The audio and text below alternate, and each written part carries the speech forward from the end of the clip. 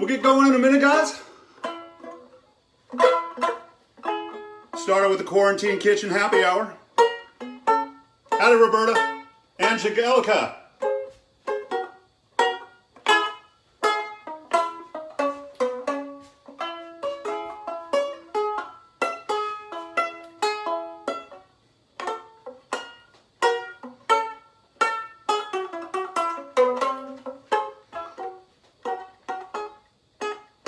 Joni, good to see you. Well, in the summertime, in the summertime, in the summertime.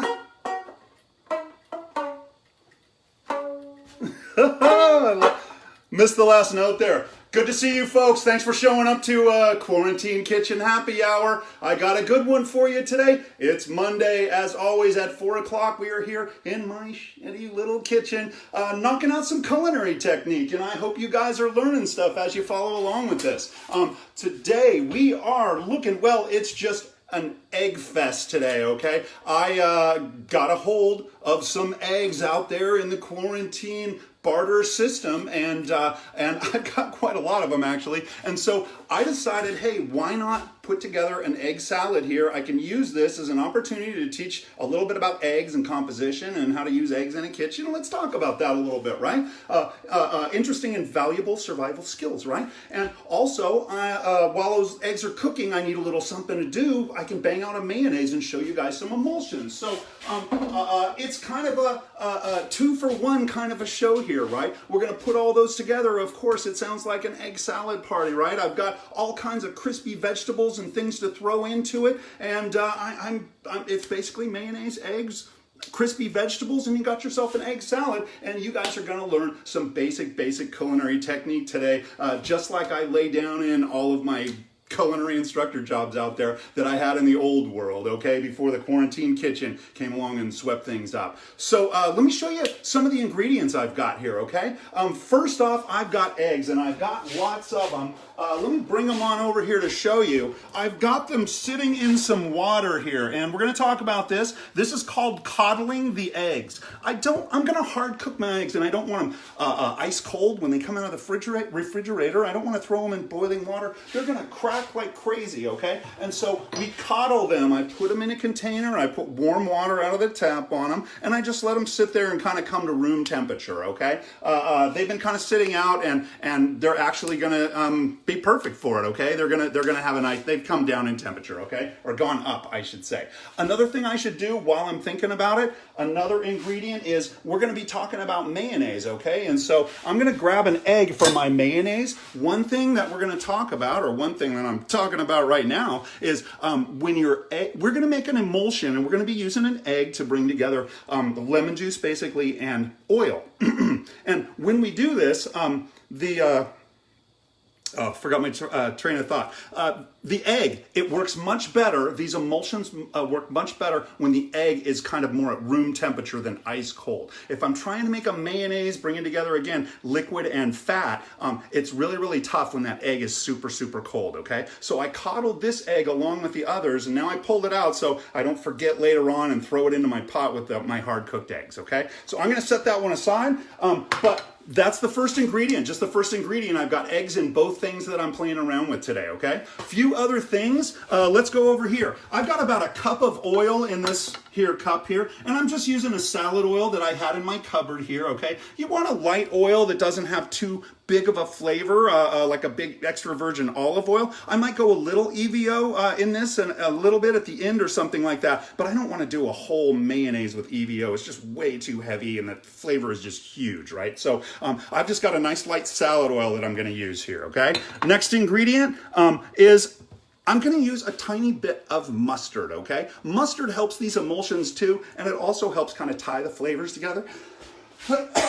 Excuse me so much. Let me get a little, I should mention Quarantine Happy Hour. Quarantine Kitchen Happy Hour. Let's all take a sip. I'm already starting to get a dry throat. Must have been all that singing I was doing.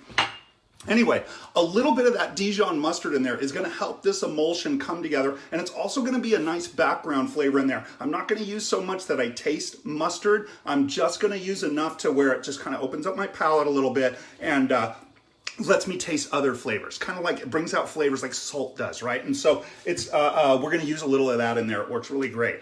Let's see, next ingredient. Good to see everybody. Peggy is out there, Mag is out there. Good to see everybody. Next ingredient, I can use lots of acids in my mayonnaise. Today I'm going to use some lemon juice because I happen to get some organic lemons from a local producer that we're going to be talking about a little later on, okay? So I'm going to use lemon juice for my mayonnaise today, and those are basically the ingredients for my mayonnaise, okay? What I'm gonna do later on for my egg salad is I'm just gonna chunk up a bunch of crispy vegetables, and I just have what I have in my quarantine kitchen, so understand that you might have different vegetables at home that are gonna work great, okay? I got a couple of stalks of celery. I like a lot of celery in my egg salad. It is a salad after all. I don't like just eggs. I like a little texture in there, right? And that celery just has that nice fresh flavor to it. It really opens things up. I'm going to do a little red onion in there. Red onion I use in cold applications. It's my salad onion. It's got a sweet flavor and it's also got that color that pops. And most of my salad applications have acid in them, and red onions love acidity. They look really bright. It brightens the color of a red onion and a red cabbage to be an acid. Beets are like this too. This is why you see them pickled, all of those veggies, right? And so I'm going to toss in a little bit of red onion in there. That's going to be great. I'm going to slide in a little bit of sour pickle in these, okay? So I got some sour dill slices that are just kicking around in my cupboard. They're a good quality dill, and I'm going to go ahead and work some of that in there. You could use a sweet pickle if you have that, but I kind of came down on the side of a sour dill because when we're looking at this salad, it's a mayonnaise, right? This is a rich sauce, and it's a fat-based sauce, right? And when I get those fat-based sauces, I need some acidity to break up that fat on my palate, right? It's nothing but salad oil, egg yolk, right? Some acid in the mix. And remember, I was talking about lemon juice. You can use a white vinegar or a light colored vinegar, champagne vinegar, something along those lines to make this. And I'm also working in this pickle in there as well, okay? All of that is going to help cut the fattiness and the richness of that mayonnaise, egg yolks and oil, right? Anytime you see a fat-based sauce, hollandaise, if it doesn't have acidity to it, I'm not touching it. It's just like coating my mouth with fat, okay? So look for acidity in these emulsified sauces, okay? Let's see, last ingredient for this. Look at this. It is just a beautiful frond of tarragon that I got from Grabish Farms yesterday. I went out to see A.B. Gramish. I may as well talk about this for a bit. I'm setting up a couple of more shows for this week, okay? It's actually a field trip. On Wednesday, I'm going to be going out to Grabish Farms again, where I got this beautiful tarragon. It's going to work into my egg salad. It's just like a very nice flavor with mayonnaise-based sauces, all of this tarragon, right? So Grabish Farms, I went out there and we're setting up a show to do a home or semi-home chicken harvest. Okay, I got my hands on a live rooster, and we're gonna go ahead and talk to you guys about, a lot of people out there are buying chickens, egg-laying chickens, and sometimes they keep chickens around. They have chickens that hatch, and occasionally they will get a boy chicken. And when you get that boy chicken, what else are you gonna do with it but eat it, right? Those are for dinner, and the girls are for laying your eggs on your little urban farm, right? And so I got a hold of this rooster, and some of you guys might be in this situation too. What do you need to know to do the slaughter and all of this? I'll tell you, at first I was thinking about just doing it myself in my yard, and it was just like a no starter. So I went to a professional, Ms. Amy Grabish, who runs Grabish Farms and just raises several types of animals out there. It's just a fascinating, all organic, all natural, all cruelty-free, beautiful, beautiful farm out there, okay? So that's kind of where I got the tarragon, and that's where we're going to be on Wednesday. Wednesday morning, or actually afternoon. It's going to be about 3:30. We're going to kick in that, and we're going to, again, show you how to send him to the other side, okay, in the nicest and most respectful way, and how to clean a chicken. How do you get those feathers out of there? Hey, how do those guts come out of there? All of that stuff, we're going to be going through that for you home cooks or who are interested in it, or who might very well be in a situation where you need to know how to take a bird apart to cook it and eat it, okay? So it's all about that. So that's Wednesday. On Friday, I'm going to be coming back to my crappy little kitchen here with that chicken, that rooster, rooster. And since it's a tough, older, kind of a stringy rooster, we're going to do a slow cook on that. So I'm going to do a two-parter on Friday where I come in the morning, I'm going to get that rooster going in a pot, and then it's going to go all day. And in the afternoon, I don't know, I might come back and make a little spätzle or something like that. By the way, I didn't mention we're making coq au vin, okay? Due to popular demand, everybody wants me to make a coq au vin out of this, which means cock, male rooster, basically in wine, right? Coq au vin. Basically, early start with that one, cooking all day. I'll come on later, I'll make a quick side for it, and then boom, there it is, spätzle, coq au vin, the rooster that you met on Wednesday, and it's all gonna kind of come together into one big, really, really kind of strange, off-the-cuff show, which is very, very raw and unedited. If you guys have seen me work, you know what I'm talking about, okay? So let me get some of this stuff off my board, and the first thing I need to do is get some eggs going, and while those eggs are going, I'm gonna kill some time. We're gonna talk about eggs and all of that, and but mostly this is a discussion on how to make hard-boiled eggs, okay? It's something you need to know, how to nail it every single time. So, like I said, I'm getting this out of the way, and here we go. I see a few people popping in out there. I saw Richie. I believe that's an old student of mine. Good to see you, sir. Always good to see the students out there. Hope you guys learned a little something from me over our time together. Let's see who else is here. Quasimodo, another one, right on. There's another one. Yeah, it takes me back to lectures at culinary school, right on. Jim Turknick, Sacramento legend, good to see you, sir. Matthew, good to see you. Roberta, let's see. Roberta said sour or sweet. I think we covered it. We got it. We're on the same page, thinking the same thing. Sipping Indiana, looking good. Peggy's out there, Miss Peggy, good to see you. Awesome, guys. So let me show you what I got, okay? I've got a pot of water on a back burner here, and I'm going to move it to the pole position, the front burner, and I'm going to get that going. I'm going to drop these guys and then talk about it, okay? I think we're lined up there. You can kind of see that. Let me get rid of this lid. And that is some furiously boiling water, okay? Now, earlier I kind of showed you my eggs, okay? And I have them soaking. I put them in a little bit of warm water, and they've just been hanging out. I didn't want them to be ice cold because these eggs will shatter when they hit that hot, hot boiling water, right? Another thing I want to point out is that boiling water is a little aggressive. You guys can see that, right? So I don't want my eggs rolling around and knocking into each other, breaking up. So I'm going to slow that down, but I'm going to bring it back up when I can, okay? So down it goes. That calms down. And then I don't want to just throw my eggs in there, of course, right? It's going to be splashing. Eggs are going to be breaking. So I have a tool like this. It's called a spider. If it looks like a spider's web, okay? And I'm going to use that to lower them in. If you don't have this, you can just use a spoon with a slotted spoon or something like that. That's a spoon with slots in it. So in go my little eggs. There's 5 at a time. And I think I got 11 here. I think I broke out a dozen eggs altogether. And I'm using one for my mayo. And again, my water started at the boil. We're going to be getting back to that boil in just a sec. One guy started to crack a little bit when I rolled them in there. I'm going to use them anyway.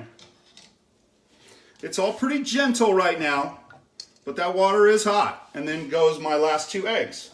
Come on, babies. Gentle, gentle. Everybody with me so far, right? Class hasn't even started yet. I just got to get this on the fire, guys. Now, I'm cranking my water to 11, okay? Get it up there. Let's see, Eric, good to see you, brother.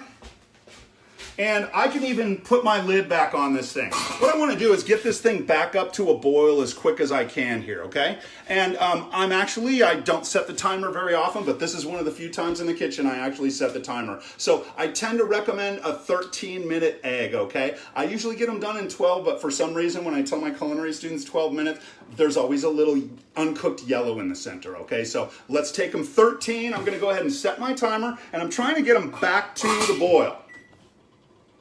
And I'm going to talk, there's a lot of different ways to do your eggs.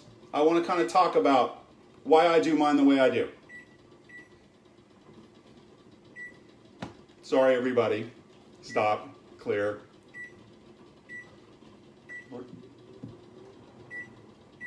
I used to be able to set this timer. 14. Start. There we go. Hello. There we go. You can see how well I do with tech. This is so awesome. Okay, seems to me I can hear my water boiling, okay? And this is what I'm looking for right here. I don't want it to go in any more than that. It's still a pretty aggressive boil, but my eggs aren't rolling around smashing into each other. I've got one egg that cracked. Remember I told you it was cracked before it went in there, so it's making a little bit of noise. Good to see you, Ms. Teresa. Good to see you out there. And Ms. Debbie, good to see you. So here we are. It's kind of boring. We're just making hard-cooked eggs, but I kind of wanted to talk about eggs, okay? I mentioned a little bit of this in a class with Ms. Teresa, who's right here in front of me, okay? I mentioned a little bit of this egg stuff in a class the other day, but I am a huge believer. Just a minute, check it out, guys. These eggs are going super hot and heavy, right? They're gonna knock each other to pieces. I'm gonna turn them down a little bit. I just want a couple of bloops, okay? That's nice, like that. Look at that, okay. So, we were talking about eggs and how I was saying this just the other day, and I'm a big believer in reinforcement and repetition, guys. So if you didn't see this the other day, or if you did see it, hey, I'm talking about it again, okay? When we get an egg, usually when we're looking at a large egg tends to be about 2 ounces, okay, of actual egg inside there. That 2 ounces is pretty close to broken between a yolk and a white, right? And so each one of those is just about an ounce apiece. I think the white's a little bit bigger, okay? A little bit more, okay? An important thing to know about eggs is coagulation temperatures, and this is the kind of thing that you don't see necessarily when you're watching a recipe on Food Network or something like that, but you do see a lot in culinary school, especially in the pastry side, but you start getting into breakfast cookery and things like that. You need to know, it's important to know the different temperatures that the different parts of egg coagulate, right? And so the first thing in an egg that's gonna start coagulating or scrambling, for maybe a better term for everybody, right, is gonna be your egg whites, okay? Egg whites start cooking at like 140. That's really, really low. And that's a good thing to know because in some dishes I might need some egg yolks for a pastry dish that I'm gonna heat up. If there's any egg whites in that, those are gonna be little bits of rubber in the dish, right? Because they scramble so easily, right? So egg whites, I want to know how low and slow they can cook, right? And it's 140. The egg yolks, they tend to go about 145, okay? So a little bit hotter, and we're going to start scrambling those egg yolks, okay? When we blend them in together, it's a whole other temperature. So I mix up, eggs for an omelet or something like that. Now we're looking at more like 155. It's going to start scrambling, okay? So 10 degrees higher when you blend the two together. And then a lot of the time, something you should know, hey, Mr. Abram, good to see you. Ms. Danny, awesome. Something you should know about eggs also is a lot of the times when we're cooking eggs, we're adding liquids. What was our class the other day with Chef Teresa?